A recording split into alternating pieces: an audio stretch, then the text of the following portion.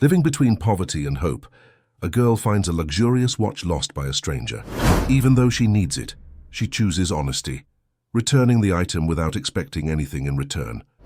The man recognizes in her not only the scar of a lost daughter, but also the courage of the woman he loved.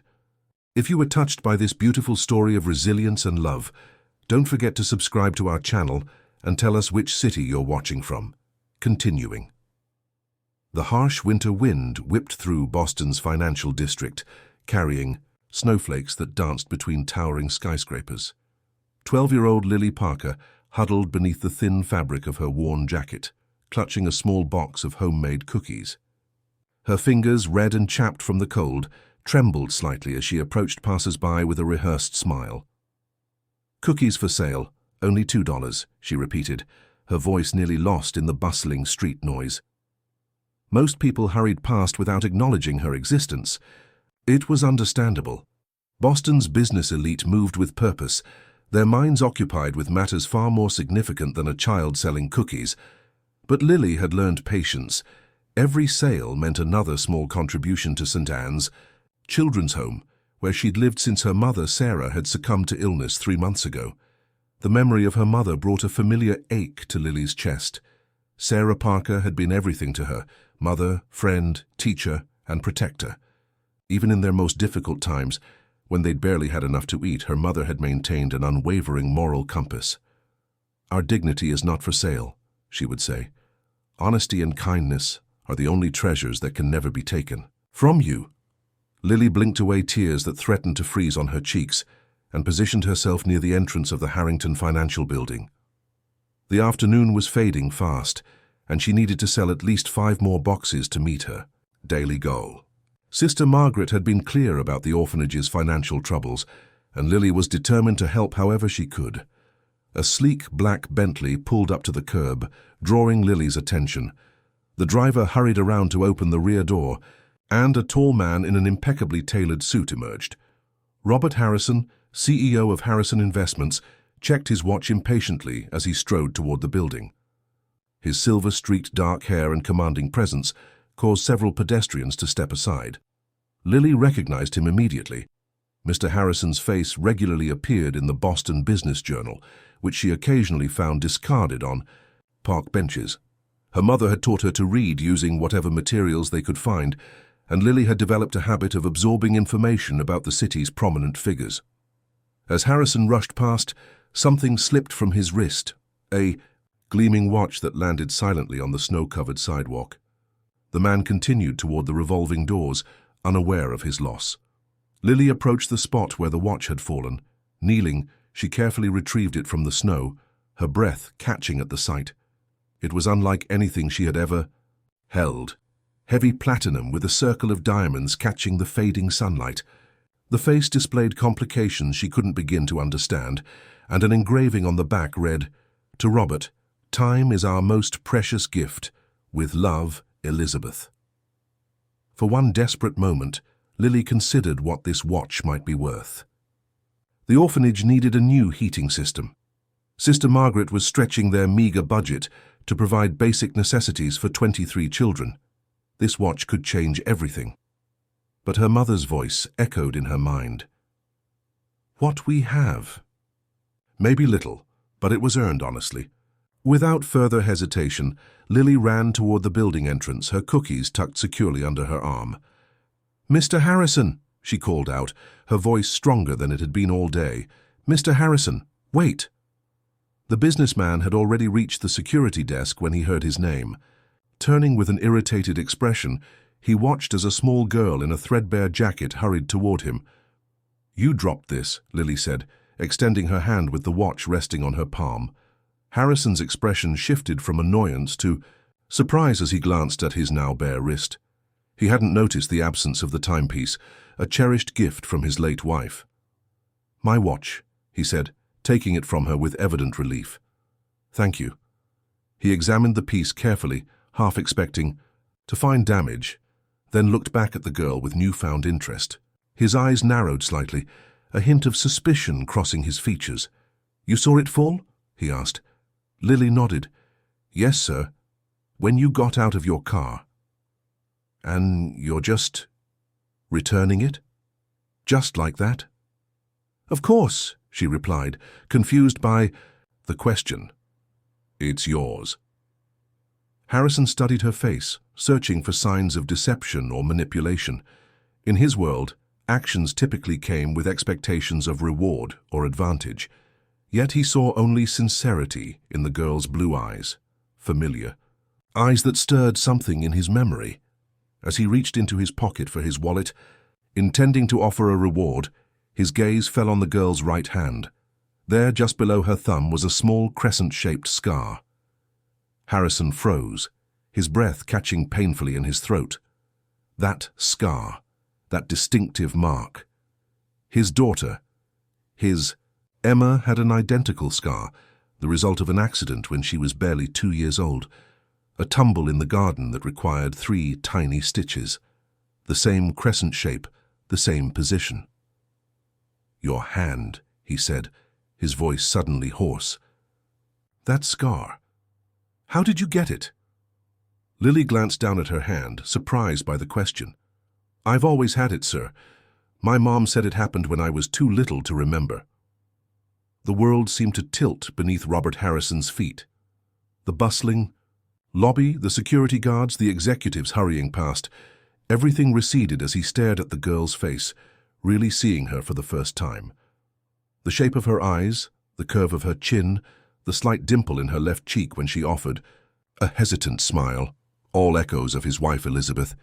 But there were other features, the determined set of her jaw, the analytical gaze, that he recognized from his own reflection. What's your name? He asked, struggling to keep his voice steady. Lily Parker. Parker, not the surname he expected, but then if Sarah had wanted to disappear, and your mother, what was her name? Lily's expression clouded, the pain of recent loss visible in her eyes. Sarah Parker. Sarah. The name crashed through Harrison's mind like a thunderbolt.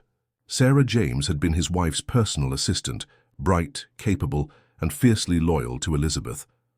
After Elizabeth's passing and Emma's disappearance, Sarah had vanished as well. The authorities had suggested she might have been involved. But Harrison had never believed it. Sarah had loved Emma like her own. Is your mother? Harrison couldn't finish the question. She passed away 3 months ago, Lily answered, her voice small but composed. I live at St. Anne's Children's Home now. Harrison's hand trembled as he returned the watch to his wrist. 13 years.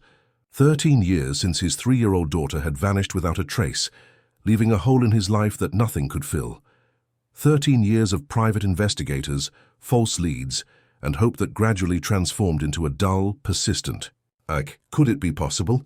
Could this child, this girl with the familiar scar and his wife's eyes, be Emma? Lily, he said, making a swift decision, would you allow me to thank you properly? Perhaps we could get something to eat, and you could tell me more about yourself and your mother. Lily hesitated, remembering Sister Margaret's warnings about strangers. But Mr. Harrison wasn't exactly a stranger. His face was known throughout Boston. And they were standing in a busy building lobby with security guards watching. I need to be back at St. Anne's by 7, she said finally. I'll have you there on time, Harrison promised, his mind racing with possibilities. And I'll call ahead to let them know you're with me. As they walked toward the exit, Harrison signaled to his driver, who had been waiting patiently by the curb. With each step, his heart pounded harder. After 13 years of searching, had his daughter literally run up to him on a snowy Boston afternoon? He didn't know yet, but he intended to find out. One thing was certain. He wouldn't let Lily Parker disappear from his life until he knew the truth. The Bentley pulled away from the curb, carrying its unlikely pair of passengers into the gathering darkness. Behind them, the city lights began to twinkle like stars fallen to earth, illuminating the beginning of what would become an extraordinary journey for them both. Neither Lily nor Robert could have imagined how their chance encounter would unravel decades of secrets, bringing to light truths that powerful people had worked tirelessly to keep hidden. The watch, a symbol of time lost and potentially regained, gleamed on Harrison's wrist as they drove toward the first of many revelations that awaited them. Chapter 2. Familiar Strangers. The Bentley glided through Boston's snow-dusted streets, its heated interior a stark contrast to the bitter cold Lily had endured all day. She sat uncomfortably on the plush leather seat, her cookie box clutched tightly to her chest like a shield. Across from her, Robert Harrison made a brief call to St. Anne's, his authoritative voice softening as he explained the situation to Sister Margaret. "Yes, I understand your concerns," he said. "Please feel free to verify my identity. Of course, I'll have her back by 7. You have my word." Ending the call, he turned his attention to Lily, who was staring wide-eyed at the car's interior. "Is Italian food acceptable?" he asked, his tone gentler than it had been in the lobby. Lily nodded, though truthfully she had little experience with restaurant dining of any kind. Her meals typically came from St. Anne's modest kitchen, or before that, from whatever her mother could afford on her waitressing salary. "I've never had Italian food in a restaurant," she admitted. Something flickered across Harrison's face, surprise perhaps or sadness. "Then we'll make it special," he said, instructing his driver to head toward the north end. 20 minutes later, they were seated in a private corner of Bella Notte, a charming, family-owned restaurant where the owner, Marco, greeted Harrison like an old friend. The warmth of the space enveloped Lily immediately, the scent of garlic and herbs, the soft glow of candles, the gentle murmur of conversation. "My wife loved this place," Harrison said, as Marco departed with their orders. "She would bring Emma, our daughter, here for lunch sometimes." Lily looked up from the bread basket she'd been cautiously exploring. "You have a daughter?" Harrison's expression tightened. "Had. She disappeared when she was 3 years old." "I'm sorry," Lily said softly, recognizing the familiar shadow of loss that crossed his face. It was the same expression she saw in her own reflection whenever she thought of her mother. "It was a long time ago," Harrison replied, though his tone suggested the wound remained fresh. "She would be about your age now." An awkward silence fell between them, broken only when their antipasto arrived. Harrison watched as Lily carefully examined each item on the plate before selecting a piece of roasted red pepper. "Tell me about your mother," he said suddenly. Lily chewed thoughtfully before responding. "She was the bravest person I've ever known. She worked really hard, sometimes 2 or 3 jobs at once, but she always made time to teach me things." A small smile curved her lips. "She loved books. Whenever we had extra money, she'd buy used books instead of new clothes or treats." "What did she teach you?" "Everything, math, history, science. She said formal education was important, but thinking for yourself was essential." Lily's voice grew quieter. "She also taught me to be prepared. We moved a lot, and she always had emergency bags packed. She said it was just being practical, but I think she was afraid of something." Harrison leaned forward slightly. "Afraid of what?"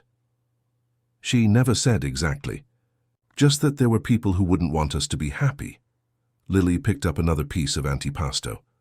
"Sometimes she would look at me in a strange way and say I reminded her of someone special, someone good and kind who had been taken away. Too soon." Harrison's hand tightened around his water glass. "Did she ever mention names, people from her past?" "Not really," Lily said, then paused. "Wait, there was one name she mentioned when she was really sick near the end. She kept saying I needed to find Robert when the time was right, that he would protect me." She looked up, her eyes widening. "Your name is Robert?" "Yes," he said, his voice barely audible. "Yes, it is." Their main courses arrived, linguine with clams for Harrison and fettuccine alfredo for Lily. As they ate, Harrison carefully steered the conversation toward more specific details about Sarah Parker. "Your mother, what did she look like?" Lily reached into the pocket of her jacket and withdrew a small worn photograph. "This was taken last year on my birthday." Harrison accepted the photo with fingers that trembled slightly. The woman in the image was thinner than he remembered. Her once vibrant auburn hair streaked with premature gray, but her eyes, intelligent, watchful, were unmistakable. Sarah James, Elizabeth's trusted assistant and friend.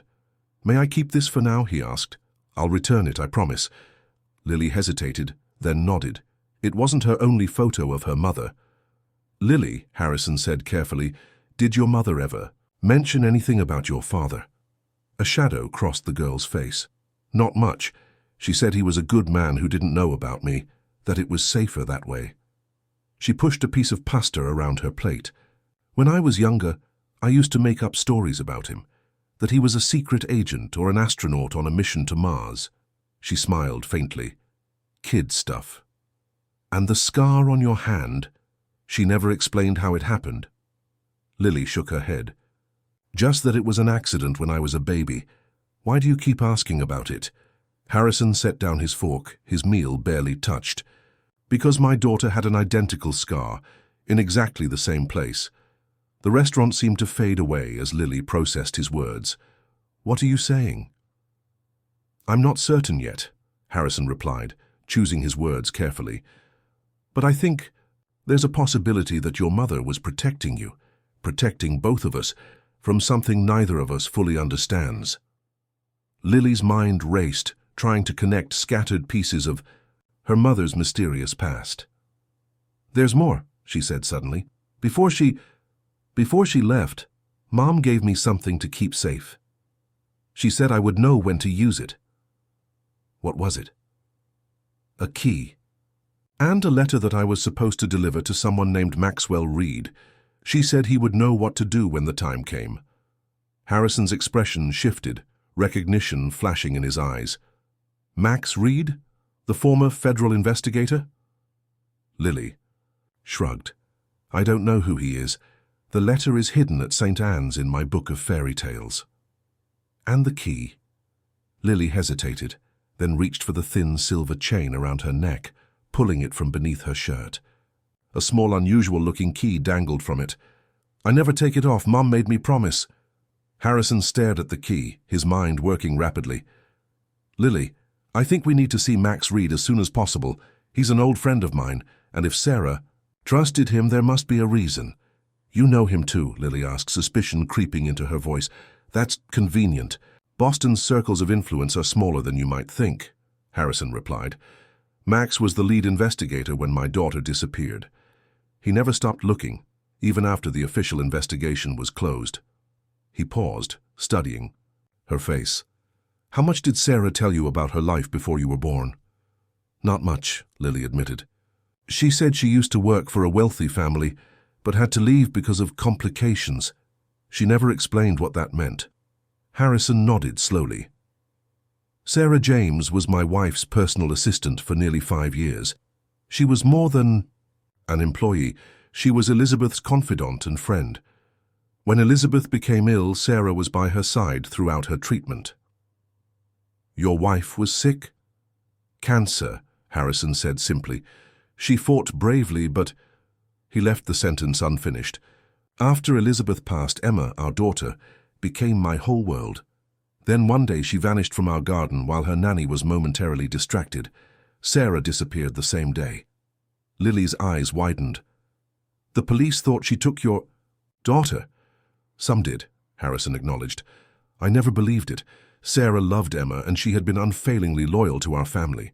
He leaned forward. Lily, when was your birthday? April 17th. Harrison exhaled sharply. Emma's birthday was April 17th. She would be turning 13 this year. The implication hung in the air between them, too enormous to put into words. That doesn't prove anything, Lily said, her voice small but firm. It could be a coincidence. Of course, Harrison agreed, though his eyes said otherwise. But I think we both deserve to know the truth, don't you? Lily nodded slowly, her mother's words echoing in her mind. The truth will set us free, but first it will turn our world upside down. If we're going to see this, Mr. Reed, she said, decision made, I need to get the letter from St. Anne's first. We'll go there now, Harrison replied, signaling for the check. And Lily, thank you for trusting me this far. As they left the restaurant, snow had begun to fall more heavily, blanketing the city in pristine white. The Bentley waited at the curb, its headlights cutting through the swirling flakes. Harrison opened the door for Lily, an inexplicable sense of hope rising in his chest for the first time in 13 years. Neither noticed the dark sedan parked across the street or the man inside who photographed them as they entered the car. He lifted a phone to his ear, speaking in low, urgent tones. "It's happening," he said. "Harrison found the girl. Yes, I'm sure it's her. Sarah Parker's daughter." He listened briefly. "Understood. I'll continue surveillance and report any developments." As he ended the call, the man started his engine. The Bentley pulled away from the curb, and the sedan followed at a discreet distance, its headlights dimmed against the gathering darkness. Chapter 3. The Letter. St. Anne's Children's Home stood on the outskirts of South Boston, its weathered brick facade a testament to decades of service to the city's most vulnerable children. As Harrison's Bentley approached the gates, Lily felt an unexpected tension building in her chest. The orphanage had been her home for only 3 months, but leaving it, even temporarily, with a virtual stranger seemed suddenly reckless. "I can go in alone," she said, as the car stopped at the entrance. "Sister Margaret might ask questions if you come with me." Harrison nodded, understanding her concern. "I'll wait here. Take your time." Lily hurried through the light snow toward the main entrance, her mind whirling with the implications of their conversation. Could Robert Harrison truly be her father? And if so, what had compelled her mother to keep them apart? Sarah Parker had been many things: protective, sometimes paranoid, unfailingly, principled, but never cruel. She wouldn't have separated a father from his child without compelling reason. Sister Margaret intercepted Lily in the foyer, her kind face creased with concern. "Mr. Harrison called ahead," she said, pulling Lily into a brief hug.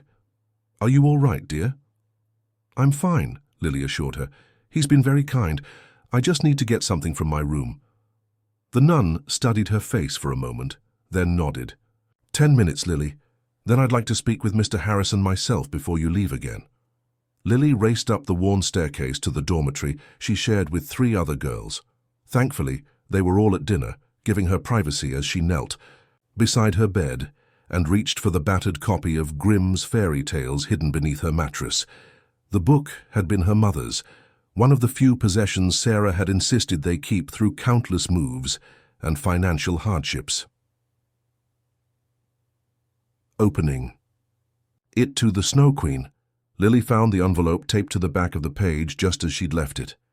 Her mother's final letter, entrusted to her with strict instructions. "When I'm gone, find Robert Harrison.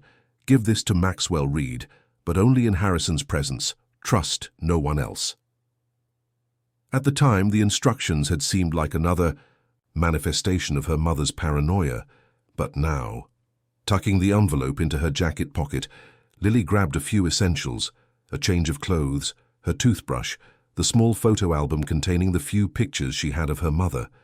Something told her she might not be returning to St. Anne's tonight.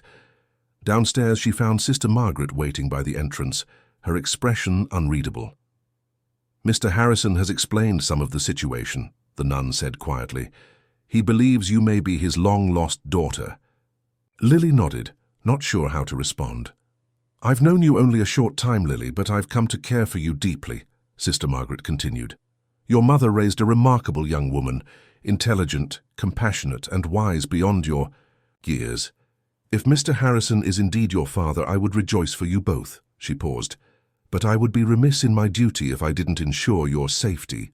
"I understand," Lily said, "but I need to know the truth, sister. Mom left me clues, and Mr. Harrison might be the key to understanding them." Sister Margaret reached into her pocket and withdrew a small object, a rosary with amber beads. "Your mother left this with me the last time she visited, before her condition worsened. She asked me to give it to you when the time was right. I believe that time has come." Lily accepted the rosary, running her fingers over the smooth beads. Did she say anything else? Only that within it lay protection beyond worldly power. The nun smiled gently. Sarah was sometimes cryptic in her final days. A horn sounded softly outside, Harrison signaling his impatience. "Go with God, child," Sister Margaret said, embracing Lily once more, "and know you always have a home here, should you need it." Minutes later, Lily was back in the Bentley, the letter secure in her pocket and the rosary clasped in her hand. "Did you find what you needed?" Harrison asked, noting her backpack. "Yes," Lily replied, not elaborating further. Where does Mr. Reed live? Cambridge, Harrison said, instructing his driver. About 20 minutes from here. As the car pulled away from St. Anne's, Lily noticed Harrison checking his side mirror repeatedly. Is something wrong? She asked. Possibly, he admitted. I think we're being followed. Lily turned in her seat, peering through the rear window at a dark sedan several car lengths behind. The black car? Harrison nodded. It was outside the restaurant too. I noticed it when we left. A chill that had nothing to do with the winter weather ran through Lily. Mum always said to be aware of our surroundings. She taught me to spot cars that appeared too often, people who showed too much interest. She bit her lip. She said some people would never stop looking for us. Who would be looking for you, Lily? She never said exactly, just that they were powerful and dangerous. Lily hesitated, then added, she said they had hurt your family once and wouldn't hesitate to do it again. Harrison's jaw tightened. James, he called to his driver, take the tunnel route. Let's see if our friend follows. The Bentley accelerated smoothly, weaving through evening traffic toward the harbor tunnel. Lily watched as the sedan kept its pace, maintaining its distance but clearly tracking their movements. It's still there, she reported. Harrison made a swift decision. Change of plans, James. Take us to the office first. The driver nodded, executing a sharp turn that sent them toward the financial district. Reed can wait, Harrison explained to Lily. My building has secure underground parking and private elevators. We'll lose our tail and regroup. 20 minutes of evasive driving later, the Bentley descended into the subterranean parking garage of Harrison Tower. James pulled into a reserved space near a private elevator, and Harrison ushered Lily quickly from the car. 38th floor, he said as they entered the elevator. My office has everything we need, and no one will look for us there at this hour. The elevator whisked them upward, depositing them in a hushed corridor of polished marble. Harrison led Lily to an imposing set of double doors, where he pressed his hand against a biometric scanner.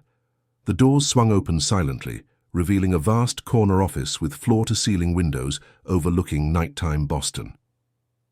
Make yourself comfortable, Harrison said, gesturing toward a seating area, while he activated security protocols from a panel near his desk. We should be safe here. Lily wandered to the windows, mesmerized by the panoramic view of the city. A glittering tapestry of lights spread beneath a sky heavy with snow clouds. It was beautiful, but somehow intimidating, a world apart from the one she knew. Your office is bigger than our entire apartment was, she observed. Harrison looked up from his desk, a shadow crossing his face. Success came at a high price, Lily. I would have traded all of this to have my family back. Lily turned from the window, studying the man who might be her father. In the soft lighting of the office, she could see the lines of grief etched around. His eyes, the silver threading through his dark hair, signs of a burden carried too long. I have the letter, she said finally, reaching into her pocket. Mom said it was for Maxwell Reed, but that you should be present when he reads it. Harrison crossed the room, stopping a respectful distance from her. May I see it? Lily hesitated, then extended the envelope. Harrison didn't open it, simply examined the handwriting on the front. This is Sarah's writing, he confirmed, returning the letter. We should call Max now. He doesn't live far from here. As Harrison reached for his phone, Lily blurted out the question that had been consuming her since their dinner conversation. Do you really think I might be your daughter? Emma? Harrison paused, his expression softening. I believe it's possible, yes. The timing, the scar, your birthday. Too many coincidences to ignore. But more than that, he gestured vaguely. You have Elizabeth's eyes, her determination. And when you speak about principles, about doing what's right regardless of cost, that was Elizabeth to her core. But why would Mom take me away from you? She wasn't a kidnapper. No, Harrison agreed. Sarah was one of the most ethical people I knew. If she took Emma, if she took you, she must have believed it was the only way to keep you safe. He ran a hand through his hair. After Elizabeth died, there were complications. Business rivals, political enemies. I made powerful adversaries fighting to preserve Elizabeth's legacy. The Whitehill Foundation, Lily said suddenly. Harrison looked startled. How do you know about that? Mom volunteered there sometimes. She said it was important work, helping. Victims of influence intimidation get justice. Lily frowned, trying to remember. She said it was created by someone named Elizabeth, who believed in accountability, even for the most powerful. My wife established the foundation after uncovering evidence of intimidation tactics being used against witnesses in high-profile cases, Harrison explained. Elizabeth believed no one should be above the law, regardless of their wealth or influence. Her work made powerful enemies, people who operated in the shadows, using their wealth to manipulate the system. He crossed to a shelf and picked up a framed photograph, bringing it to Lily. This is Elizabeth. Lily studied the image, a beautiful woman with kind eyes and a determined expression, standing beside a younger Robert Harrison. The resemblance between the woman and Lily was subtle but unmistakable, the shape of the eyes, the curve of the jaw. She looks like... Lily's voice faltered. Like you, Harrison finished gently, especially when you smile. Lily's fingers tightened around the rosary Sister Margaret had given her. Mum always said I had my father's stubbornness and my mother's heart. I thought she meant herself and your father, whoever he might be. Harrison nodded, but perhaps she meant Elizabeth and me. The phone on Harrison's desk rang, interrupting the moment. He answered it, his expression turning grave as he listened. Security breach in the garage, he reported as he hung up. Someone's trying to access the private elevator.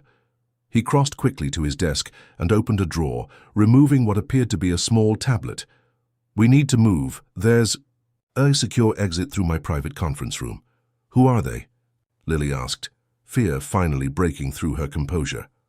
I don't know, Harrison admitted, leading her toward a concealed door. But whoever is following us knows this building well enough to bypass standard security. That narrows the possibilities considerably. As they hurried through the conference room toward a service elevator, Lily's mind raced with fragments of her mother's warnings, snippets of conversations overheard through the years, and the growing certainty that her life had been built on carefully constructed secrets, secrets that someone was desperate to keep buried. Chapter 4. The Investigator. The service elevator deposited them in a loading dock area at the rear of Harrison Tower. Robert moved with surprising agility for a man in his 50s, guiding Lily through a maze of service corridors, until they emerged into a narrow alley behind the building. Stay close, he instructed, pulling out his phone. Within minutes, a nondescript grey sedan pulled up, driven by a woman with short silver hair and alert eyes. Evening, Diana, Harrison said as they climbed into the back seat. Appreciate the prompt response. You pay me to be prompt, Robert, the woman replied, her tone professional but warm. She glanced at Lily in the rearview mirror. New development? You could say that, Harrison responded. Lily, this is Diana Mercer, my head of security. Diana, this is Lily Parker. The woman's eyes widened slightly in recognition of the name, but she simply nodded. Where to? Maxwell Reed's place, and Diana, we're being followed. Black sedan, probably a government plate. Take precautions. Understood. Diana pulled away from the curb, immediately executing a series of turns designed to identify any tail. Government plates means Whitehall's people. What did you do to attract their attention again? Not what I did, Harrison said, glancing at Lily. What I found.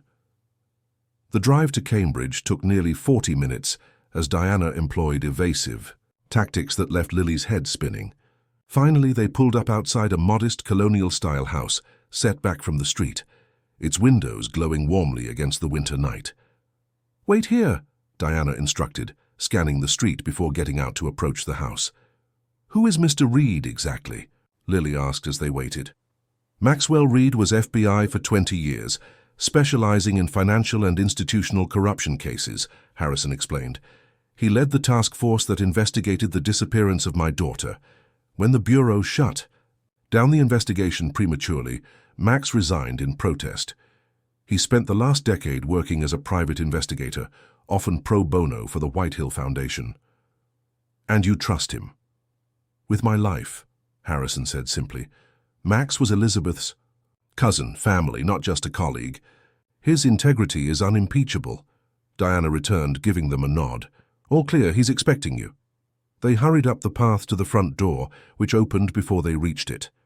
Maxwell Reed stood in the doorway, a tall, broad-shouldered man in his 60s, with penetrating grey eyes and a military straight posture despite his age. His weathered face broke into a smile at the sight of Harrison. "Robert," he said, extending his hand. "Been too long." "Thanks for seeing us on short notice, Max." Reed's gaze shifted to Lily, his expression turning to one of startled recognition. "My God," he murmured. "She looks just like—" "Let's get inside," Harrison interrupted gently. "We have much to discuss." Reed ushered them into a warm living room that doubled as an office, with bookshelves lining the walls and a large desk. Positioned near windows overlooking a small garden, Diana remained outside, keeping watch. "I assume this isn't a social call at this hour," Reed said, gesturing for them to sit, and with Diana running security protocols. "No," Harrison agreed. "Max, this is Lily Parker, Sarah James's daughter." Reed went completely still, his gaze locked on Lily. "Sarah's daughter," he repeated. "So she did take Emma." "We don't know that for certain," Harrison cautioned, "but the evidence is compelling." Lily, who had been quietly absorbing the exchange, spoke up. "My mother left something for you before she went away." She removed the envelope from her pocket. "She made me promise to give this to you, but only if Mr. Harrison was present." Reed accepted the envelope with steady hands, examining the seal before carefully opening it. Inside was a single sheet of paper covered in Sarah's neat handwriting, along with what appeared to be a small flash drive. As Reed read, his expression shifted from curiosity to shock, then to something resembling grim determination. When he finished, he handed the letter to Harrison without comment. Harrison read aloud, "Max, if you're reading this, two things have happened. I am gone, and Lily has found Robert. I always knew this day would come, though I prayed I would live to see it. Yes, Lily is Emma. I took her to protect her, not from Robert, but from the people who killed Elizabeth. Her car accident was no accident," she had discovered. Proof of their operations. The same group that tried to silence her earlier through intimidation failed, so they resorted to more permanent measures. They would have come for Emma next as leverage against Robert, or worse, to eliminate the bloodline. That threatened them. I had no choice but to run. Robert was being watched too closely for me to explain. They had infiltrated his security, his business, even law enforcement. The flash drive contains the beginning of what I've gathered over 13 years, evidence of their operations, their members, their methods. But it's only a fragment. The complete evidence is stored in a secure location. Lily has the key, both literally and figuratively.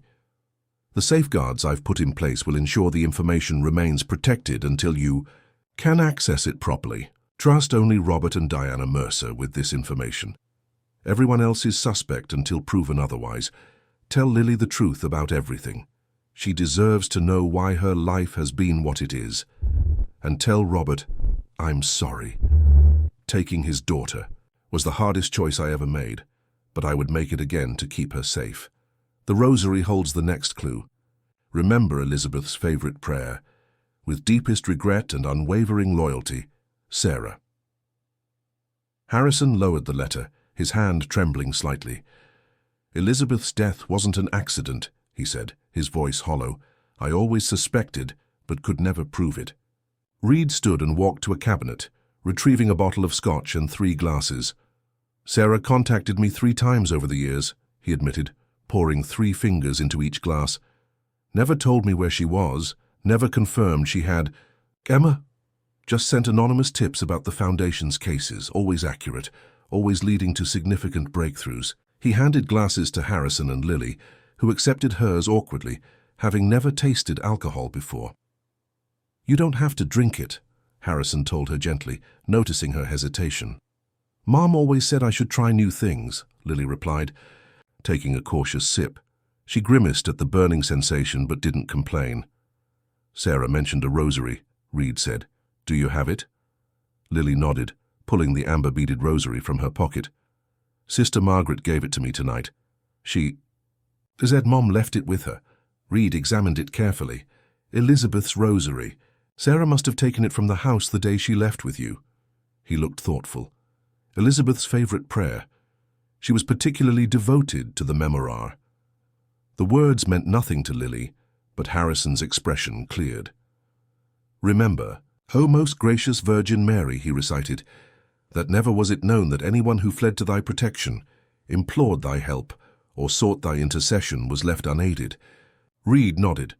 The prayer of someone seeking protection. Elizabeth would often touch the medallion during that particular prayer. He turned the rosary over in his hands until he found the central medallion, examining it closely before attempting to twist it. The medallion separated, revealing a tiny compartment containing a micro SD card. Clever, Sarah, Reed murmured, extracting the card carefully. Very clever. He inserted the card into a reader connected to his computer. The screen immediately filled with encrypted files. This will take time to decrypt, he said, but the flash drive might give us immediate information. The flash drive contained several documents, including a letter addressed directly to Harrison. As he read it silently, Lily watched his face transform. Grief, anger, and determination washing over his features in waves. Sarah confirms that Elizabeth was targeted because of her work with the Whitehill Foundation, he said finally. She had compiled evidence against several high-ranking members of what she calls the Consortium, a network of influential figures who used their power to manipulate markets, eliminate competitors, and silence opposition. The Bellington Group, Reed interjected. Elizabeth was investigating their connection to judicial appointments and witness intimidation. Harrison nodded. According to Sarah, Elizabeth had discovered that the Bellington Group was merely the public face of a much larger operation, one that extended into government agencies, financial institutions, even media conglomerates. Mom called them the architects, Lily said suddenly. She said they designed systems to benefit themselves at everyone else's expense, and anyone who threatened to expose them disappeared. Both men looked at her intently. Did she mention specific names? Reed asked. Lily shook her head. She was always careful, but she kept journals, dozens of them. She wrote in code, though, said it was safer that way. Where are these journals now? Harrison asked. Some are at St. Anne's, hidden in my things. Others... Lily hesitated. She stored them in various places. Safe deposit boxes, storage units. She never kept everything in one location. Smart woman, Reed murmured. Distributed security. We need those journals, Harrison decided, and we need to get Lily somewhere safe. If the people following us are connected to this consortium, they may already know who she is. Reed rubbed his jaw thoughtfully. I have a cabin in Vermont. Off the grid, fully stocked. Few people know about it. Too obvious, Harrison countered. They'll check your properties first. He turned to Lily. Did your mother ever mention contingency plans, places to go if you were ever separated? Lily thought for a moment, then nodded slowly. The lighthouse, she said. She always said if anything happened, I should find the lighthouse where the sun both rises and sets. She frowned. I never understood what she meant. Reed's eyes lit with recognition. Twin lights, he said. On the North Shore. Elizabeth's family had a property near there, a cottage that officially belongs to a shell corporation. Sarah would know about it because she handled all of Elizabeth's personal affairs. Is it secure? Harrison asked. Completely. Off official records, Reed confirmed. Elizabeth used it as a safe house for witnesses in some of her most sensitive cases, state-of-the-art security that runs on a closed system. A soft tone from Reed's computer interrupted them. He turned to the screen, where a decryption program had finished its work on one of the files from the micro SD card. It's a video, he said, clicking to open it. Sarah James's face appeared on the screen, thinner than in the photograph Lily had shown Harrison, her eyes shadowed with exhaustion but determined. She appeared to be recording from a hospital bed. If you're watching this, she began, her voice steady despite her obvious weakness, then our daughter has found her way back to you, Robert. Yes, our daughter, but in truth always yours, and Elizabeth's in every way that matters. She smiled sadly. I've protected her as best I could, taught her everything I thought she would need. She's extraordinary, brilliant, compassionate, resilient, just like her real mother." Sarah paused, gathering strength. "The evidence I've compiled is extensive, but scattered for security. Lily knows more than she realizes. Patterns, locations, codes I've taught her over the years. Together you'll be able to piece it all together." She leaned closer to the camera. "The complete dossier is hidden at the place where Elizabeth first decided to fight back. You'll know it when you see it." The video ended abruptly, leaving the room in silence. "The botanical garden," Harrison said finally. "That's where Elizabeth decided to establish the foundation. We were there when she witnessed a key witness being intimidated into recanting testimony." Reed nodded. "It makes sense. Public enough to be safe, significant enough to remember." A sharp knock at the front door startled them all. Diana entered a moment later, her expression tense. "We've got company," she reported. "2 vehicles. Just pulled up down the street. Government plates, but the men don't move like federal agents." Reed moved quickly to a cabinet, withdrawing a small handgun which he tucked into his waistband at the small of his back.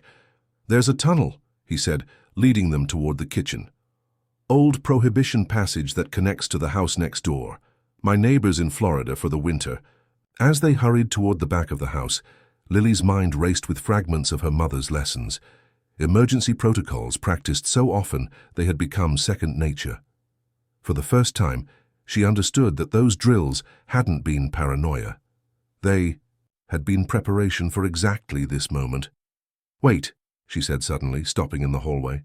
"Mom always said if we were ever pursued, the most important thing was to control what information they could access."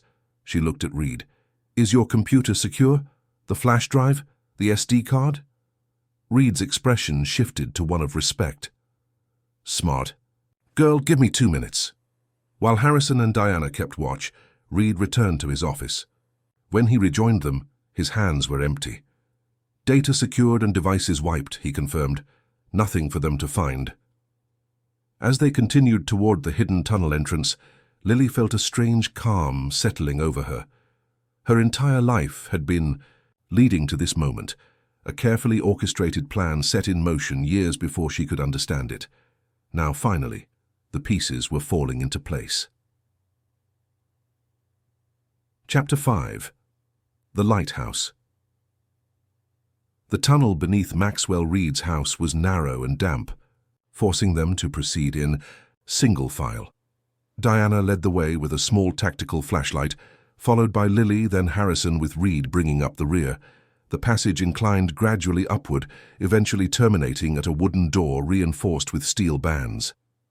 "Neighbors, wine cellar," Reed explained in a hushed voice as Diana worked on the lock. "Mrs. Abernathy thinks it's just an old coal chute." The door swung open silently, revealing rows of dusty wine bottles illuminated by the soft glow of emergency lighting. They emerged into a modest kitchen and proceeded cautiously through the darkened house to a garage containing a 10-year-old Toyota SUV. "Registration is under an alias," Reed said, handing the keys to Diana. "Take the coastal route to Twin Lights. There's a service road that leads directly to the property from the north side, unmarked on most maps." "You're not coming with us?" Harrison asked, surprised. Reed shook his head. "I need to create a diversion, make them think you're heading west.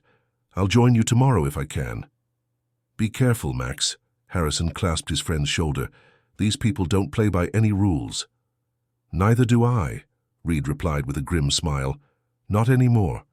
20 minutes later, Diana was guiding the Toyota through Boston's northern suburbs, taking a circuitous route that avoided major highways and surveillance cameras.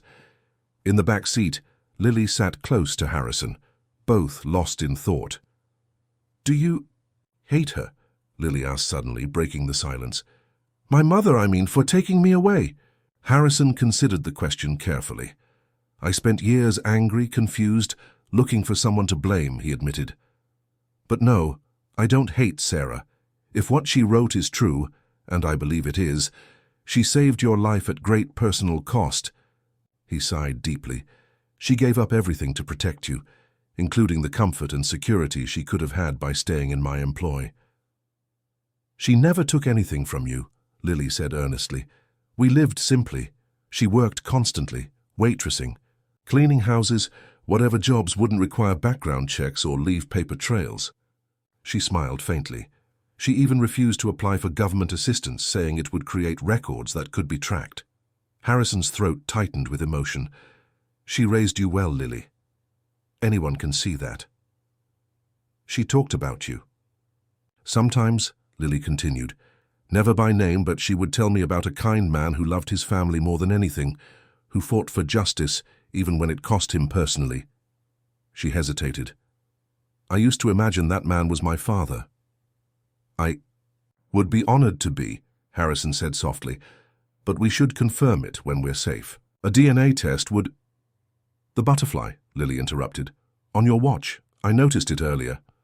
Harrison glanced at his wrist, where the platinum watch she had returned to him gleamed in the darkness. What about it? It's engraved inside the case, isn't it? A small butterfly with the initials each. Harrison stared at her, stunned. How could you possibly know that? Mom had a matching necklace, a platinum butterfly with the same initials. She said it was a gift from my real mother, who wore its twin. She kept it hidden, only wearing it on my birthday. Lily reached into her shirt, pulling out a thin chain from which dangled a small, intricate butterfly pendant. She gave it to me before she left, said it would help me find my way home someday. With trembling fingers, Harrison opened the case of his watch. There, as Lily had described, was a delicate butterfly engraving with the initials H. Elizabeth Hathaway Harrison. Elizabeth gave this watch to me on our 10th anniversary, he said, his voice rough with emotion. The butterfly was her personal symbol. She believed in transformation, in the beauty that emerges from struggle. He closed the case gently. The necklace was her mother's, passed down through generations. She wore it every day of our marriage. That's why Mom kept it hidden, Lily realized. It was too distinctive, too easily traced to your family. Diana's voice interrupted from the front seat. We're approaching the turn-off for Twin Lights. Should be about 3 miles ahead. The SUV slowed, then turned onto an unmarked dirt road barely visible among the dense pine forest. The vehicle bounced along the rutted path for nearly 10 minutes before the trees opened to reveal a sweeping view of the Atlantic.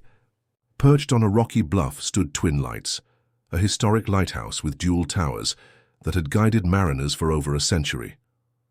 The cottage should be just beyond that rise, Diana said, navigating carefully along the narrow coastal road. According to Reed's directions, it's disguised as a maintenance building. As they crested the hill, a small, weather-beaten structure came into view. From the outside, it appeared to be nothing more than a utilitarian outbuilding. Associated with the lighthouse, Diana parked behind it, concealing the vehicle from the main road. Wait here, she instructed, drawing a sleek handgun from beneath her jacket. Let me secure the perimeter first. While Diana circled the property, Harrison turned to Lily. Are you all right? This is a lot to process in one night. Lily nodded, though exhaustion was evident in her eyes. I'm used to quick movements, adapting to new situations. Mom made sure of that. She attempted a smile, though usually we had more warning before relocating. Diana returned, giving them the all-clear. Place looks secure. Reed's access codes worked for the exterior locks. The interior of the cottage belied its humble exterior. Though small, it was equipped with modern amenities, secure communication systems, and what appeared to be a sophisticated surveillance, set up monitoring the surrounding area. Most surprising was the wall of bookshelves in the main room, filled with legal volumes, case files, and technical manuals. Elizabeth's mobile command center, Harrison explained, surveying the space with a mixture of nostalgia and pain. She would come here to work on her most sensitive cases, away from prying eyes and potential surveillance. Lily wandered the room, her fingers trailing over book spines and framed photographs.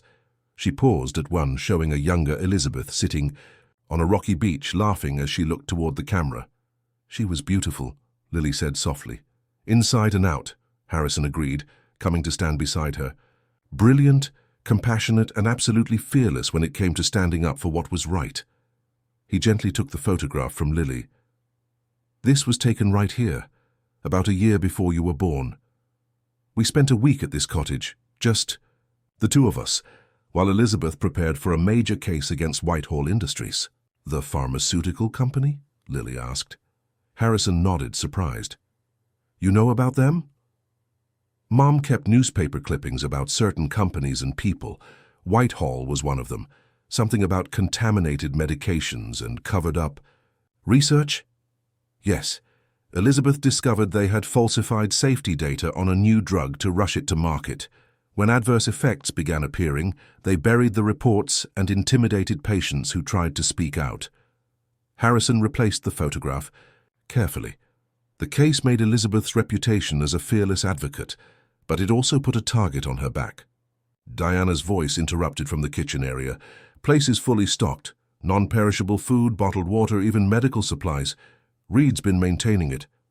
Max never gave up, Harrison murmured. All these years he kept everything ready, just in case.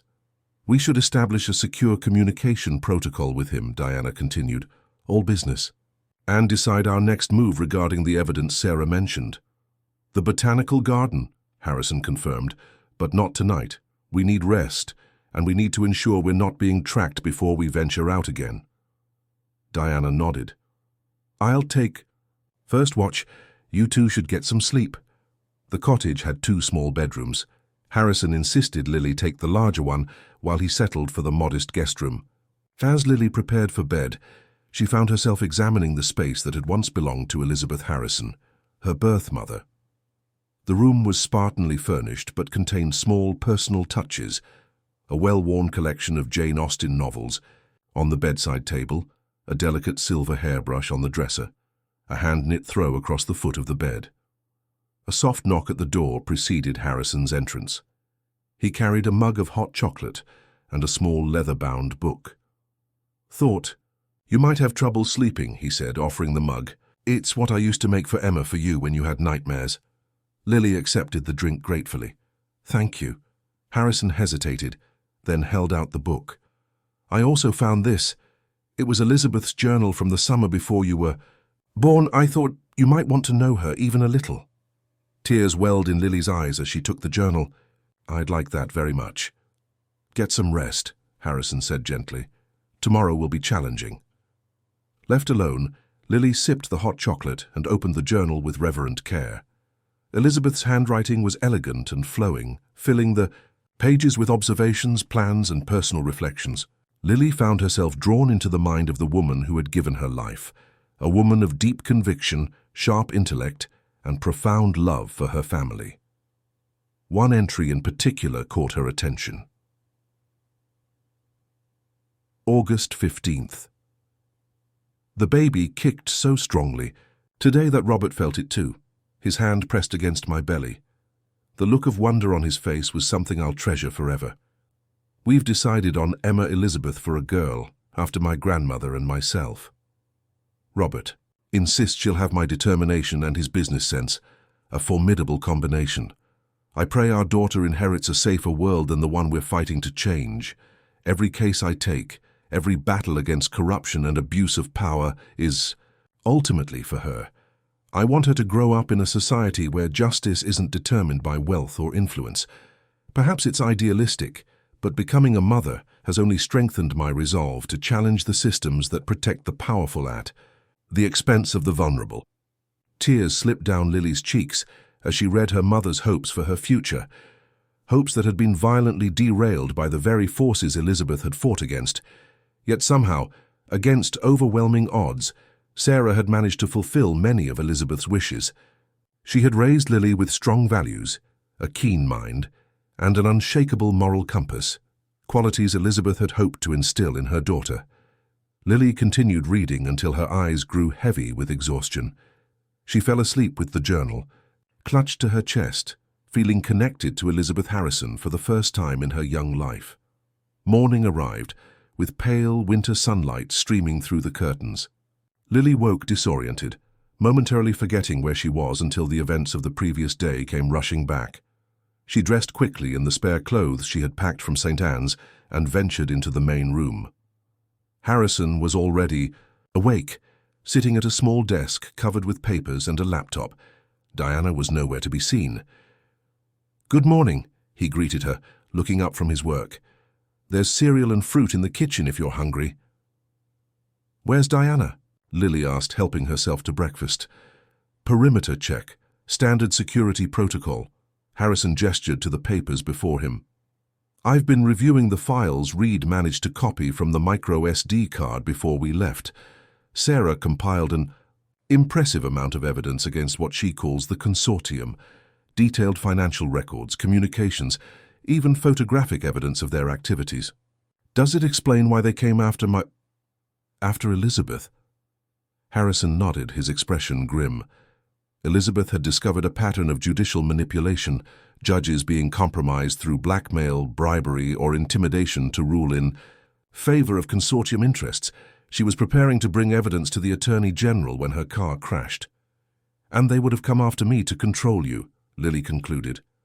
"Or worse," Harrison admitted.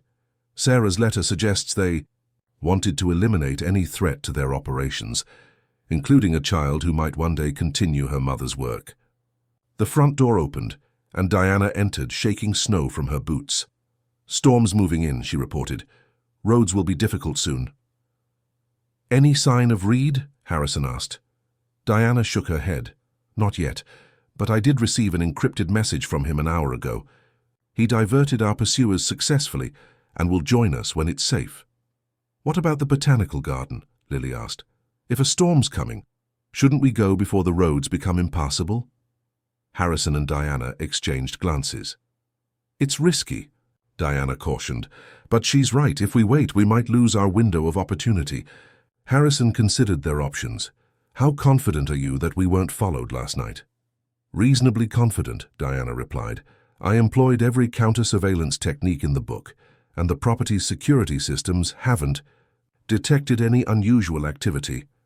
"Then we go," Harrison decided. "All three of us. The Boston Public Garden will be relatively empty on a morning like this, which works in our favor." As they prepared to leave, Lily found herself drawn to a photograph she hadn't noticed the night before, a family portrait of Robert, Elizabeth, and a toddler with curly dark hair and bright eyes. Emma, herself. "I remember that day," Harrison said softly, noticing her interest. "You were just turning 2. We had a picnic in the garden and you were fascinated by the swan boats." Lily traced the image of her younger self with a fingertip. "I don't remember any of it." "You were very young when Sarah took you," Harrison replied without bitterness. "But perhaps being back in familiar places will trigger something." "Sometimes I have dreams," Lily admitted, "about a garden with flowers everywhere and someone lifting me up to see swans in a pond. I always thought they were just dreams." Harrison's eyes filled with emotion. "Elizabeth took you to see the swans every Sunday, weather permitting. It was your special time together." Before Lily could respond, Diana interrupted with urgency in her voice. "We need to move now if we're going to beat the storm." As they prepared to depart, Lily carefully packed Elizabeth's journal in her backpack, along with the butterfly necklace and the key that had hung around her neck for years. She had a feeling that all of these items would prove significant before the day was through. Chapter 6. The Garden. The journey back to Boston took twice as long as expected. Snow had begun falling in earnest, transforming the coastal road into a treacherous white ribbon. Diana navigated with expert precision, her focus unwavering despite the deteriorating conditions. In the back seat, Lily and Harrison reviewed what they knew, attempting to piece together the puzzle Sarah had left them.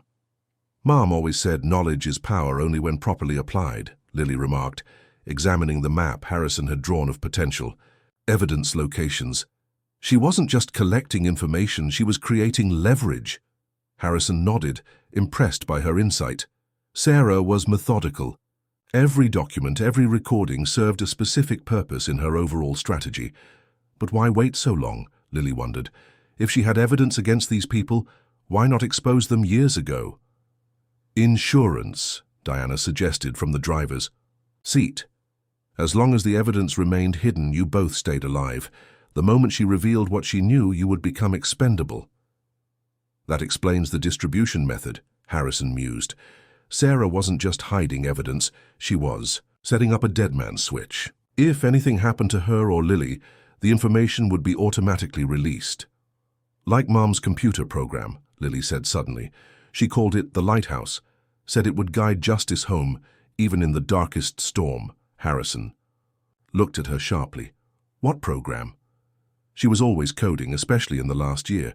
She said she was building something that would shine light into dark places, exposing secrets no matter how deeply they were buried. Lily frowned, trying to remember details. She stored it on a special drive with a lighthouse symbol. Did she tell you where this drive is? Lily shook her head. Only that it was somewhere safe, waiting for the right signal to activate. Diana caught Harrison's eye in the rearview mirror. Could be the final piece we're looking for. The SUV slowed as they approached Boston, merging with the sparse traffic navigating the snow-covered streets. Most businesses had closed early due to the weather, and even the usually bustling downtown area seemed eerily quiet. Boston Public Garden should be nearly deserted, Diana observed, as they circled toward their destination. Perfect for our purposes, but it also means we'll be conspicuous. We'll split up, Harrison decided. Diana, you approach from the Arlington Street entrance. Lily and I will enter from Charles Street, less noticeable that way. Where exactly are we looking? Lily asked as Diana parked the vehicle 2 blocks from the garden. There's a particular bench near the willow trees, Harrison explained. It's where Elizabeth first told me about the Whitehill Foundation, where she committed to fighting systemic corruption regardless of personal cost. They agreed on communication protocols and emergency rendezvous points, then separated. Lily walked beside Harrison through the swirling snow, her breath forming small clouds in the frigid air. Tatblix. Garden was transformed by winter, the famous swan boats in hibernation, the lagoon frozen over, bare trees laden with snow. Few visitors braved the elements, giving them relative privacy as they followed the winding paths. It's strange, Lily said as they walked.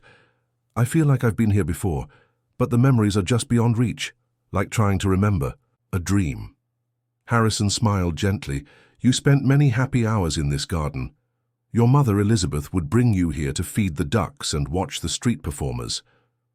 They approached a secluded area where ancient willow trees, now leafless, created a natural alcove around several benches. Harrison slowed, his eyes scanning each bench until he found the one he sought, slightly more weathered than the others, with a small, almost imperceptible carving on one slat. E+R, he murmured, brushing snow from the engraving. Elizabeth. And Robert, I carved this the day she told me she was pregnant with you. Lily studied the bench, seeing nothing that might indicate a hidden compartment or secret message. What are we looking for exactly? I'm not sure, Harrison admitted, but Sarah would have chosen something significant to both Elizabeth and me, something others wouldn't notice. They examined the bench carefully, checking beneath the seat, behind the backrest, even the ground around it. Nothing seemed unusual or out of place. Lily sat down, momentarily discouraged. As she leaned back, her fingers traced the wooden slats, absently. Wait, she said suddenly. This feels different. Harrison joined her, running his fingers over the area she indicated. One of the slats had a slightly different texture from the others, smoother, as if it had been replaced or modified. Help me check if it moves, he suggested. Together, they applied gentle pressure to the wooden slat from different angles. Initially, nothing happened, but when Lily pushed on one end, while Harrison pulled on the other, the wood shifted slightly. It's loose, Lily exclaimed, but I can't seem to remove it. Harrison examined the ends of the slat more carefully. There's a locking mechanism of some kind.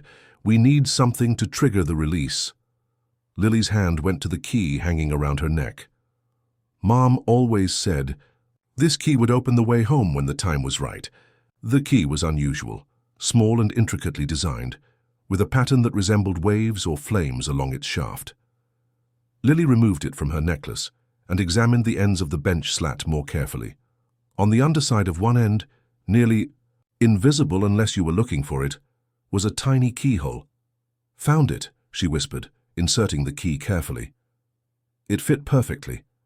With a soft click, the locking mechanism disengaged, allowing the slat to be removed entirely. Beneath it was a narrow compartment, containing a sealed waterproof pouch. Harrison retrieved the pouch with trembling fingers and opened it to reveal a small external hard drive with a lighthouse symbol etched into its surface, along with a handwritten note in Sarah's familiar script. The lighthouse is ready. Key sequence: Emma's birthday, Elizabeth's mother's maiden name, the GPS coordinates of twin lights.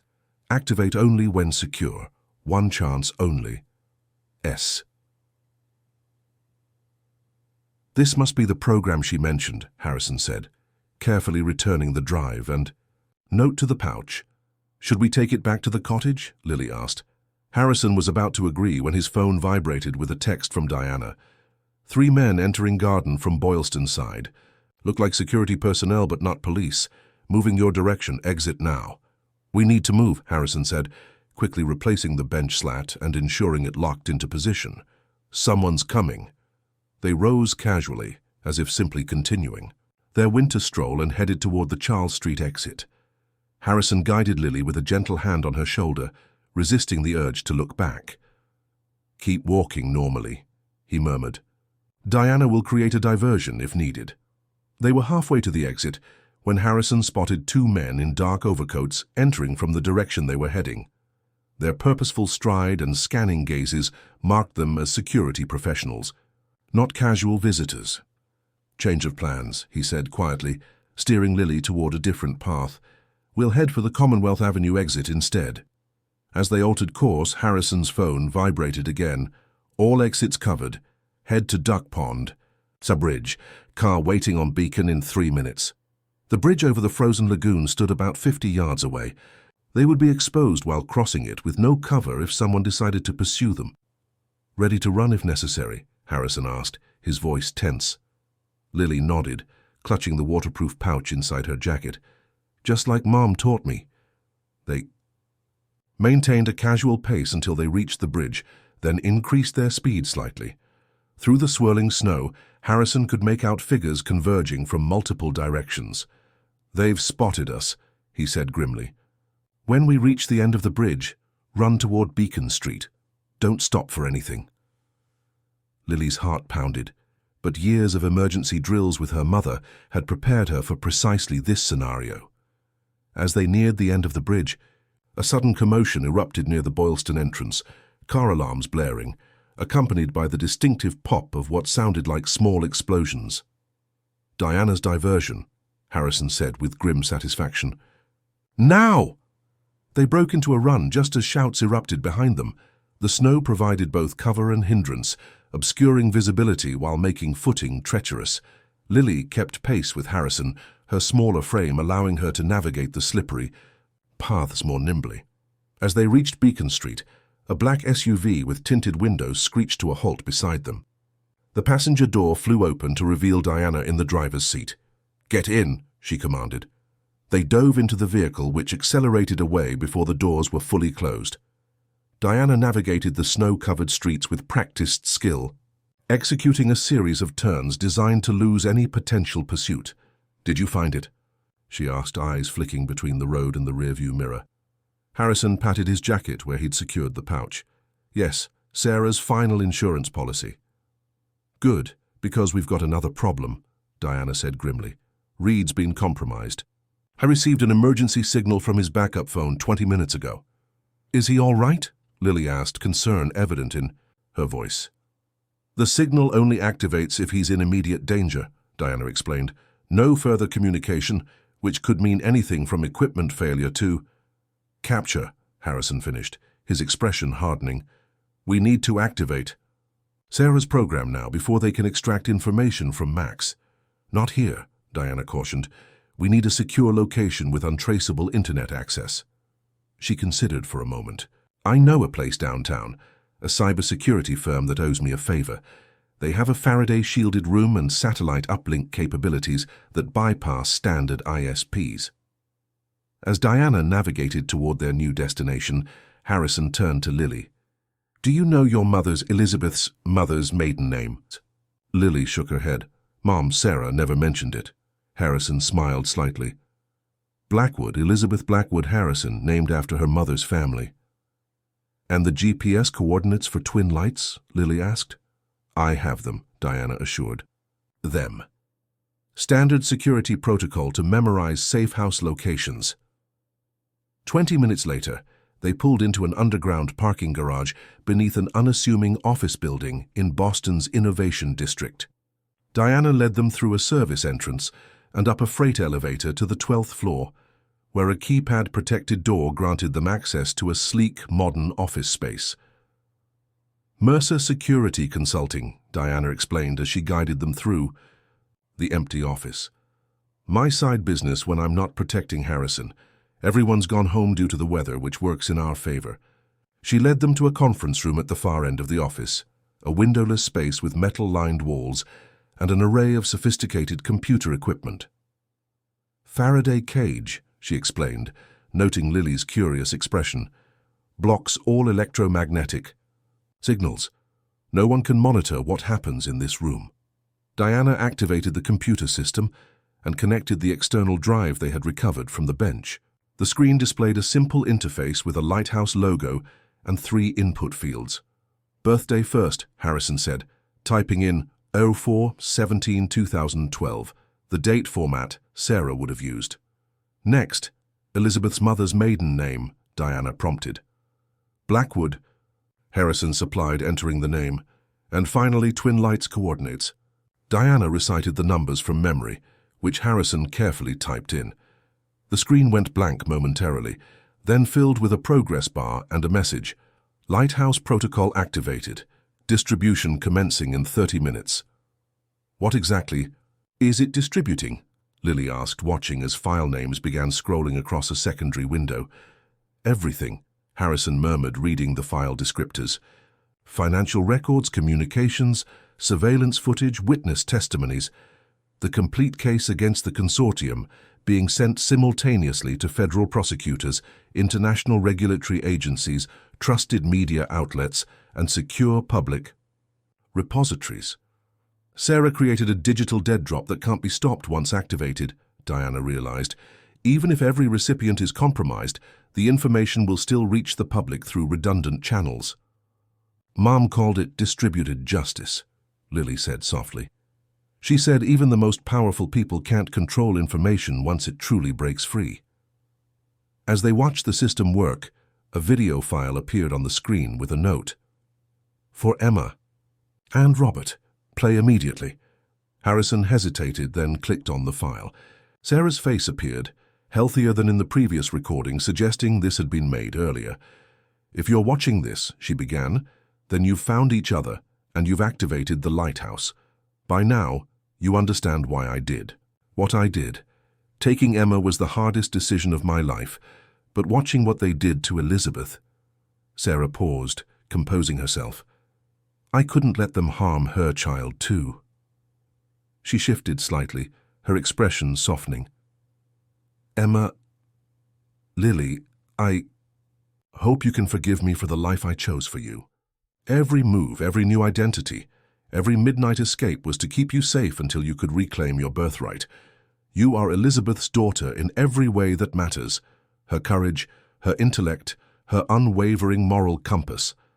I've seen all of these qualities in you since you were small. Sarah looked directly into the camera.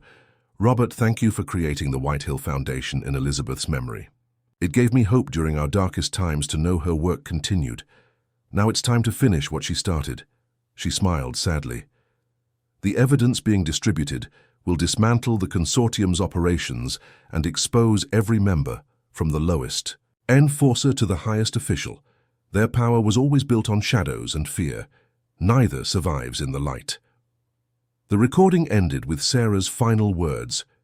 Take care of each other, complete Elizabeth's work, and remember that love, not power, not wealth, is the only legacy that truly matters.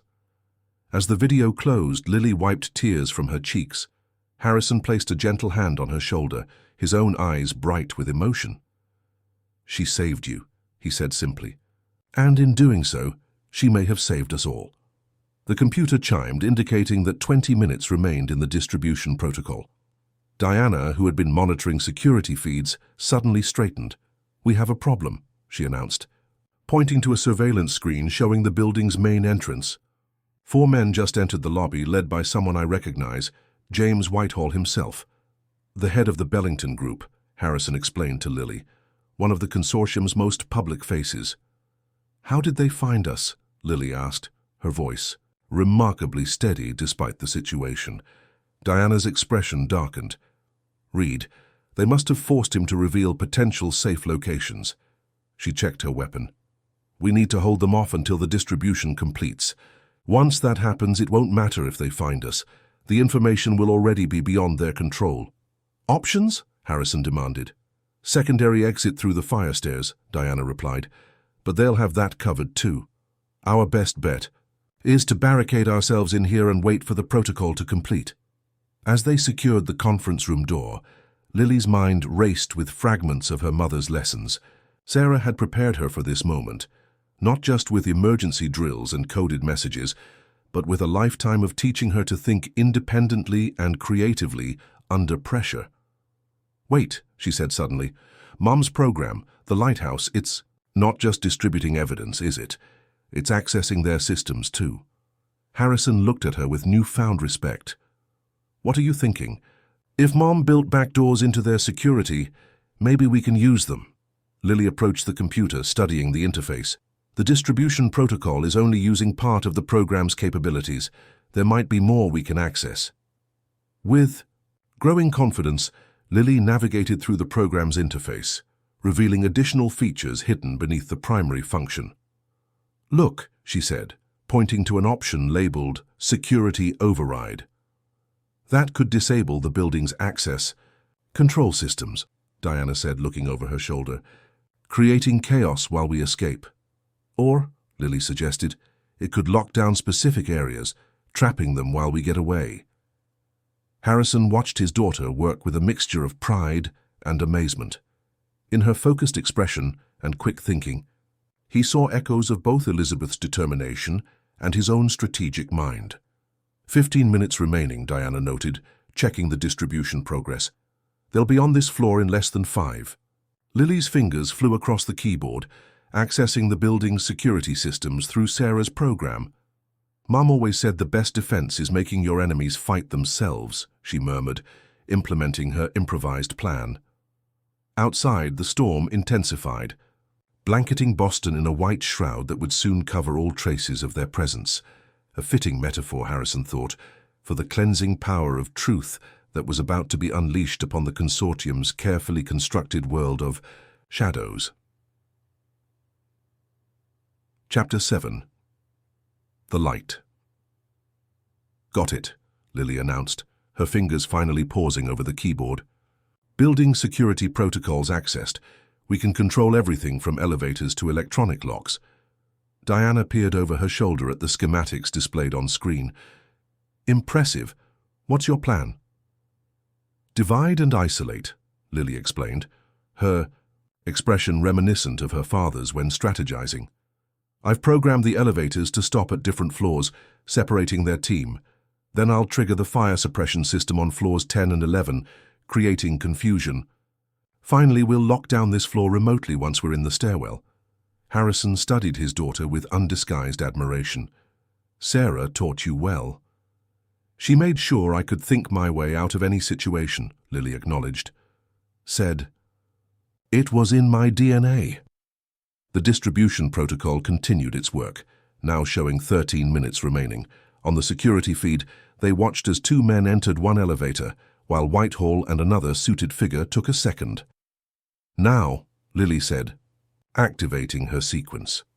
On screen, the elevators stopped, one at the 4th floor, the other at the 7th. Emergency lighting activated as the fire suppression system engaged on the designated floors, triggering alarms throughout the building. "That's our cue," Diana said, checking her weapon once more. "Stay close and move fast." They exited the conference room, Lily clutching the external drive securely. The office floor was bathed in the pulsing glow of emergency lights, adding to the disorienting effect of the alarms. "East stairwell," Diana directed, leading them through the maze of cubicles. It's further from where they'll emerge if they manage to override the elevator lockdown. As they reached the stairwell door, Harrison's phone vibrated. The text message displayed a single line. "Clear a path to my whistle, M." "Read," Harrison exclaimed. "He's free and communicating in our old code." "What does it mean?" Lily asked as they descended the stairs. "He's telling us to clear the way to his location," Diana translated. "The whistle is our emergency rendezvous point, a jazz club in Back Bay called the Blue Note." "Can we trust it?" Lily questioned. "If they had him—" "The message includes our authentication protocol," Harrison assured her. "It's genuinely from Max." They continued downward, maintaining a brisk but controlled pace. When they reached the lobby level, Diana held up a hand, signaling them to wait while she assessed the situation. "Main exit is exposed," she reported. "We'll use the service corridor to the loading dock instead."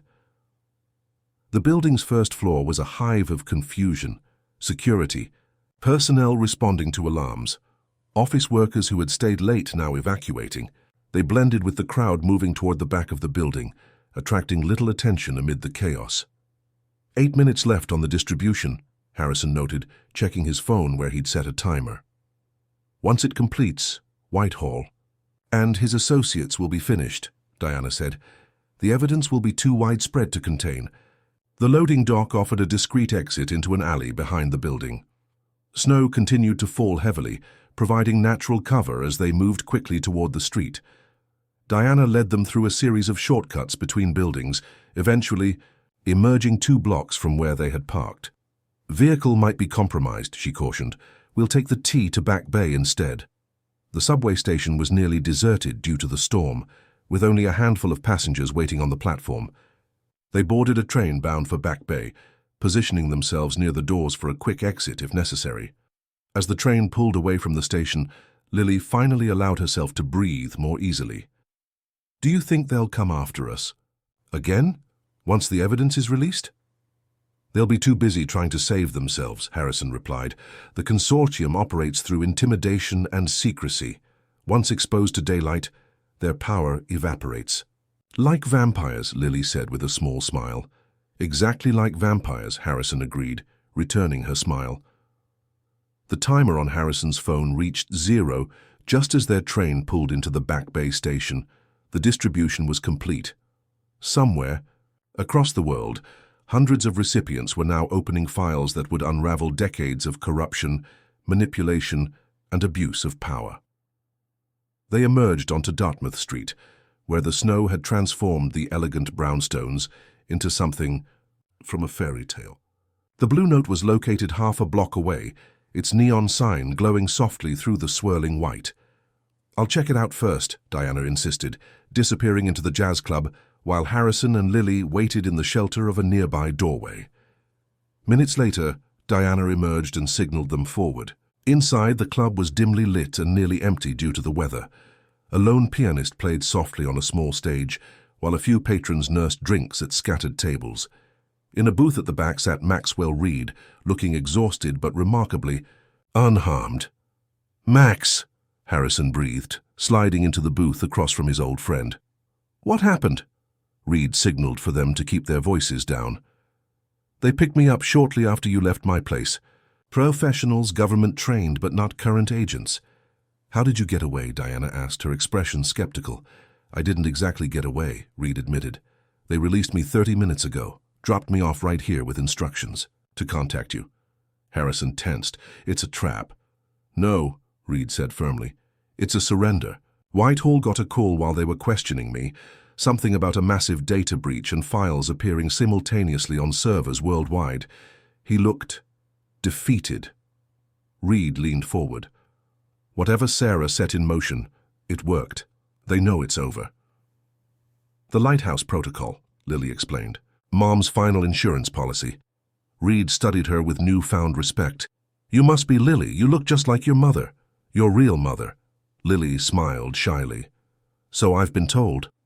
"There's more," Reed continued. "Before they released me, Whitehall gave me this." He slid a small envelope across the table, said it was time for the truth to come out, all of it. Harrison opened the envelope, which contained a single handwritten note. Harrison. The game is over. Your wife's evidence, combined with what Sarah James compiled, has left us no room to maneuver. I never wanted Elizabeth harmed. That decision came from higher up, against my objections. For what it's worth, I've always respected your family's principles, even as I fought against them. By morning, the consortium will be finished. Those who can flee will do so. Those who cannot will face whatever justice comes. I've instructed my security team to stand down. Your daughter has her mother's tenacity and her father's strategic mind, a formidable combination indeed. J.W. Harrison passed the note to Diana, who read it with a skeptical expression. "Can we trust this?" she asked. "It doesn't matter," Harrison replied. "The evidence is already out there. Whether Whitehall surrenders or fights, the outcome is the same." Reed nodded in agreement. "I've already received calls from former bureau colleagues. The files are causing an earthquake in Washington. Indictments are being prepared as we speak." Lily, who had been quiet during this exchange, suddenly spoke up. "What happens to us now? To me?" The question hung in the air, bringing them back to the personal reality beneath the larger conspiracy. Harrison turned to his daughter. His miracle returned to him after 13 years. "That's entirely up to you, Lily," he said gently. "Legally, I'm your father, and I would be honored if you would come home with me. But I understand if you need time." Lily considered this, her expression thoughtful beyond her years. "I'd like to stay with you," she said finally. "But I want to honor Mum, Sarah, too. She gave up everything to protect me." "We'll honor her together," Harrison promised. "The White Hill Foundation can establish a scholarship in her name, supporting young women pursuing careers in cybersecurity and advocacy." "She would have liked that," Lily said with a smile. As they talked, Reed's phone buzzed repeatedly with incoming messages. "It's happening faster than I expected," he reported after checking the notifications. "The evidence has triggered investigations in 12 countries simultaneously. The financial markets will be in chaos by morning as the consortium's business interests collapse." "Elizabeth's vision finally realized," Harrison murmured. "A world where power and wealth can't shield the corrupt from justice." Diana, ever practical, interrupted the moment. "We should move to a more secure location until we're certain the threat has passed. I suggest the Vermont safe house." Reed nodded in agreement. "I have a helicopter standing by at a private airfield. With this weather, it's our best option for leaving the city undetected." As they prepared to depart, Lily approached the piano player, whispered something to him, and pressed a bill into his hand. The pianist nodded and began playing a gentle melody that Harrison recognized immediately, Claire de Lune, Elizabeth's favorite piece. "Mom played this for me sometimes," Lily explained as she rejoined them. "Sarah, I mean. She said it reminded her of someone who loved the moonlight." "Elizabeth," Harrison confirmed, his voice thick with emotion. "She would practice for hours, saying the music helped her think more clearly." He extended his hand to Lily. "She would be so proud of who you've become." As they left the club, the storm had begun to abate, the heavy snowfall giving way to gentle flakes that danced in the streetlights. Boston lay transformed beneath a pristine white blanket, the city's sharp edges and dark corners softened by nature's touch. "New beginnings," Reed observed, gesturing toward the clearing sky where stars were beginning to appear. "And old promises fulfilled," Harrison added, his arm around his daughter's shoulders. They made their way toward the waiting car, leaving footprints in the fresh snow, footprints that would soon be covered, much like the past they were finally putting behind them. But unlike those footprints, the truth they had unleashed would remain permanent and indelible, a testament to one woman's courage and another's unwavering determination to protect what mattered most. 6 months later, the summer sun streamed through the windows of Harrison's Back Bay townhouse, illuminating the breakfast table where Lily sat reviewing college brochures. At 13, she was years away from university, but her accelerated education under Sarah's tutelage had placed her academically on par with students several years older. "MIT has an incredible computer science program," she commented, setting aside one glossy pamphlet. "But I'm also drawn to Harvard Law." "Following in Elizabeth's footsteps?" Harrison asked, joining her with coffee. "Maybe a combination of both my mothers," Lily replied thoughtfully. "Sarah's technical skills and Elizabeth's legal mind." The past 6 months had brought remarkable changes to their lives. The evidence released through the IG Lighthouse Protocol had indeed triggered a global reckoning, with dozens of indictments against consortium members. The Whitehill Foundation, now directed by Maxwell Reed, had expanded its mission to include cybersecurity advocacy and witness protection programs.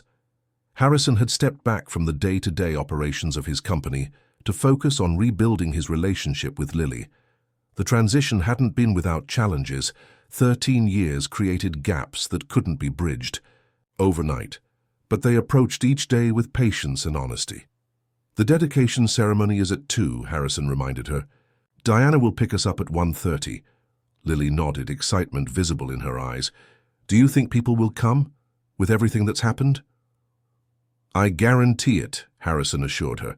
"Your mother's legacy touches thousands of lives, many of whom don't even realize it." That afternoon they gathered in the Boston Public Garden near the bench that had hidden Sarah's final message. A crowd of nearly 200 people assembled around a veiled memorial, survivors of consortium intimidation, advocates who had worked with the Whitehill Foundation, journalists who had helped expose the truth, and ordinary citizens inspired by the story that had captured national attention. Maxwell Reed opened the ceremony, his authoritative voice carrying across the gathered crowd. "We stand here today to honor 2 remarkable women whose courage changed the course of justice in our nation. Elizabeth Harrison, whose vision established the foundation for accountability, and Sarah James, whose sacrifice and determination ensured that vision would not be extinguished." As Reed continued, Lily stood beside her father, her hand in his. The memorial, a bronze sculpture of a lighthouse standing upon a rocky shore, symbolized both guidance and warning, illumination and protection. When it came time for the unveiling, Harrison stepped forward with Lily. Together they removed the covering to reveal the lighthouse in its full detail. At its base, a simple inscription read, "For Elizabeth and Sarah who illuminated the darkness, truth is the light that no shadow can extinguish." Harrison had been asked to speak, but instead he gestured for Lily to join him at the podium. She approached hesitantly, having never addressed such a large gathering. "My name is Emma Elizabeth Harrison," she began, using her birth name publicly for the first time. "But for 13 years I was Lily Parker, daughter of Sarah James. I stand before you as the product of 3 extraordinary parents, 2 mothers who never met but shared the same values, and a father who never stopped searching for the truth." As Lily spoke about justice, perseverance, and the power of unwavering principles, Harrison watched with pride. In her poised delivery and thoughtful words, he saw echoes of both Elizabeth and Sarah, their strength, their determination, their unyielding belief in doing what was right, regardless of personal cost. "The lighthouse was my mother Sarah's final gift," Lily concluded, gesturing toward the bronze memorial. "But its light belongs to everyone who values truth above power, justice above privilege, and love above all else. May it continue to guide us through whatever storms may come." The applause that followed was thunderous, echoing across the garden where, 13 years earlier, a young mother had made the heartbreaking decision to disappear with her best friend's child. What had begun as an act of desperate protection had evolved into something far more powerful, a catalyst for change that would resonate for generations. After the ceremony, as the crowd dispersed, Lily and Harrison remained by the memorial. She placed a single white rose at its base, then stood silently, lost in thought. "What are you thinking?" Harrison asked gently. "About Mom, Sarah," Lily replied. "She always said that someday I would understand why we lived the way we did, that there was purpose in our struggles." She traced the inscription with her fingertips. "I think I understand now." "She would be proud of you," Harrison said. "Both? Your mothers would." Lily smiled, her eyes reflecting the afternoon sunlight. I know, I feel them sometimes, especially here in the garden."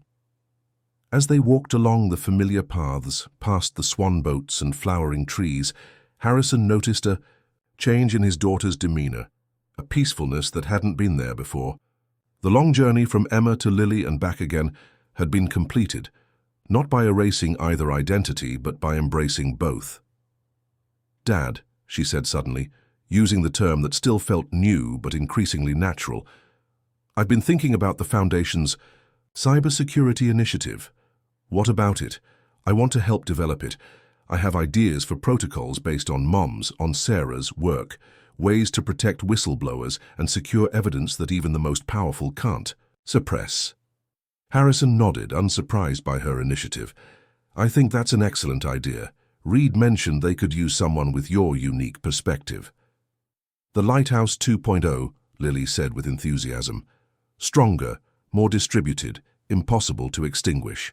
As they left the garden, the bronze lighthouse gleamed behind them in the summer sun, a permanent reminder of the light that one woman's courage had brought into the world and the legacy that would continue through her daughter's hands. The months and years that followed, Emma Lily Harrison would indeed build upon that legacy, combining Sarah's technical brilliance with Elizabeth's legal mind and Robert's strategic vision.